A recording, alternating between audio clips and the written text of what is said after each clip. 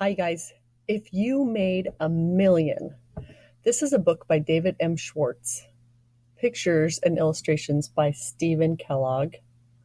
Can always recognize Stephen Kellogg's illustrations. Such cool illustrations. This is a 4.1 accelerated reading level book. And this is actually a book that was written about 30 years ago already. So it's some of the things have changed and updated. I'll just talk a little bit about it, but it's a really cool way to learn about money. And if you made a million, what would you do? You have a wizard here who's going to have them do some pretty interesting jobs to earn money. Feed the fish for 1 cent. Congratulations, you've earned a penny.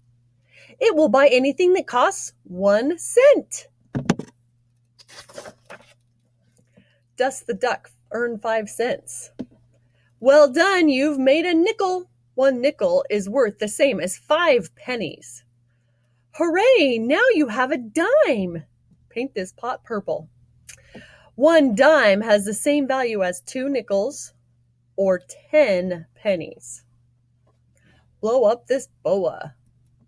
Excellent! For your hard work, you have earned a quarter. 1 quarter is the same amount of money as 5 nickels, or 2 dimes and a nickel, or 3 nickels and 1 dime, or 25 pennies. Whoa, look at this. Unclog. Fix this fountain flow, earn $1. Wonderful! You are now $1 richer.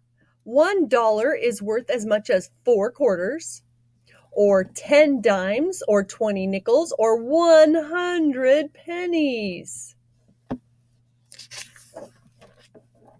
You could use your dollar to buy 100 pieces of penny candy, or 25-cent balloons, or 10 stickers for 10 cents each, or 4 rubber balls that cost 25 cents a piece.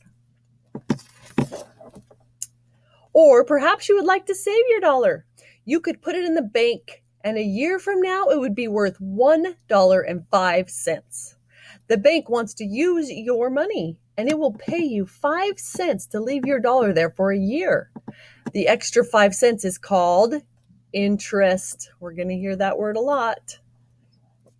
If you waited 10 years, your dollar would earn 64 cents in interest just from sitting in the bank.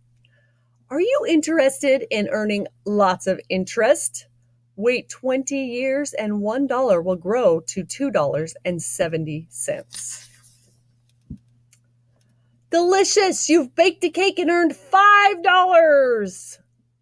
You could be paid with 1 $5 bill or 5 $1 bills. It doesn't matter. They have the same value. Stupendous! You've made $10, says Mo the Mayor's Meadow earned $10. How would you like to be paid? 1 $10 bill, 2 $5 bills, or 10 $1 bills? Or perhaps 1 5 and 5 ones. Take your pick. They're all worth $10. If you prefer coins, you can have a 5-foot stack of pennies.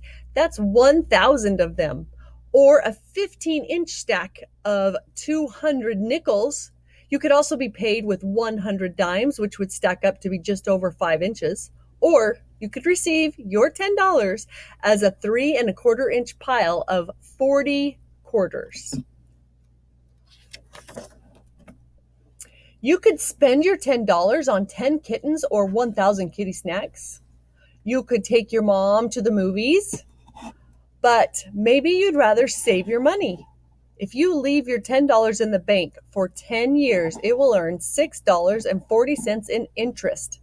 You will have $16.40. If you leave it there for 50 years, your $10 will grow to be $138.02. You've worked hard to earn $100. You've decided, it says, transplant this tree for $100. You've decided to spend it on a plane ticket to the beach. You could pay with a $100 bill or two $50 bills or five $20 bills or many other combinations. 6 5s, 3 10s, 2 20s, for instance.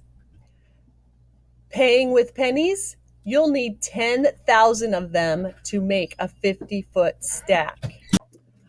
You've worked long and hard and you've earned $1,000. You're going to buy a pet. Take home one of our huggable hippos wrapped in a ribbon for $1,000. Wow. You could pay with coins or with bills. If you don't like the idea of carrying $1,000 around with you, you could put it in the bank and pay for the hippo with a check. The check tells your bank to give $1,000 to the person who sold you the hippo. So this is 30 years ago, paying with a check, how it would work. But nowadays, it's so much quicker.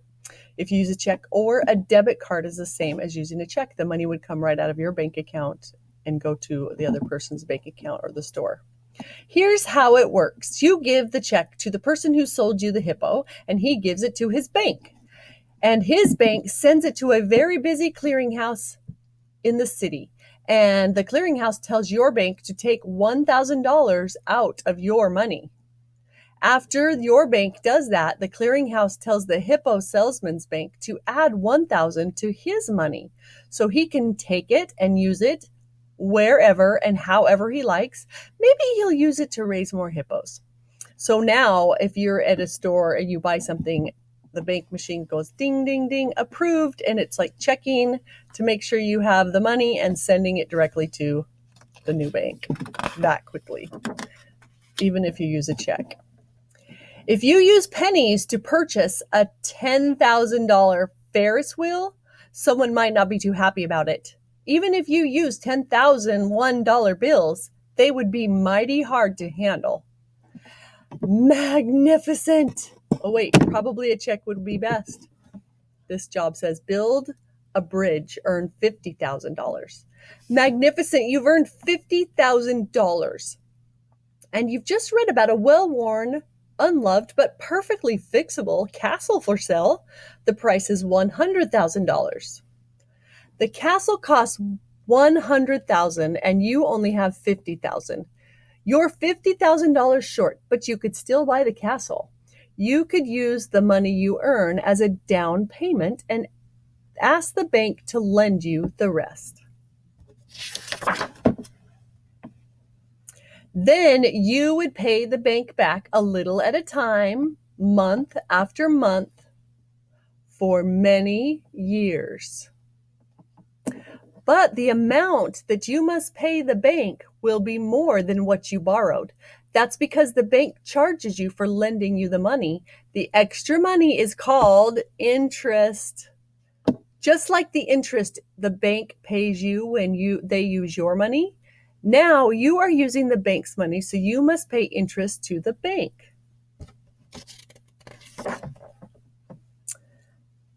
If you have some very expensive plans, you may have to take on a tough job that pays well. A babysitter is desperately needed for an obstreperous ogre. $1 million will be paid to anyone who takes this job and survives. If you think ogre taming would be an exciting challenge, you can have fun and make a great deal of money too. Of course, you may not enjoy taming obstreperous ogres, or building bulky bridges, or painting purple pots.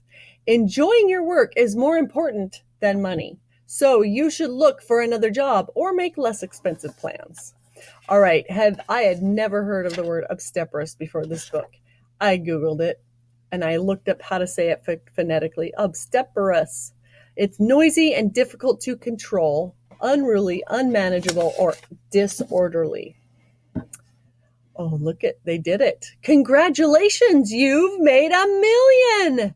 They tamed the ogre. Looks like the four of them are going to have to share that $1 million. $1 million. That is a stack of pennies 95 miles high, or enough nickels to fill a school bus, or a whale's weight in quarters. Would you prefer your $1 million in paper money? Even a paper million is a hefty load. $1 million $1 bills would weigh 2,500 pounds and stack up to 360 feet. What's the smallest your million could be? $100 bills are the largest made today, and it would take 10,000 of them to pay you for your feat of ogre taming. But a check for $1 million would be easy to fit in your pocket or purse, and it's worth the same as the towering stack of pennies or bills. Now you could afford to buy a ticket to the moon, or you can purchase some real estate for the endangered rhinoceroses. But if you would rather save your million than spend it, you could put it in the bank where it would earn interest. Whoa, it'd earn money for you just sitting in the bank. The interest on $1 million is about $1,000 a week, or $143 a day, or $6 an hour, or 10 cents a minute, just for sitting in the bank. If you keep your million, you could probably live on the interest without doing any more work for the rest of your life. You might like that, or you could find it rather dull. Making money means making choices. So what would you do if you made $1 million? So cool. Good question. The end.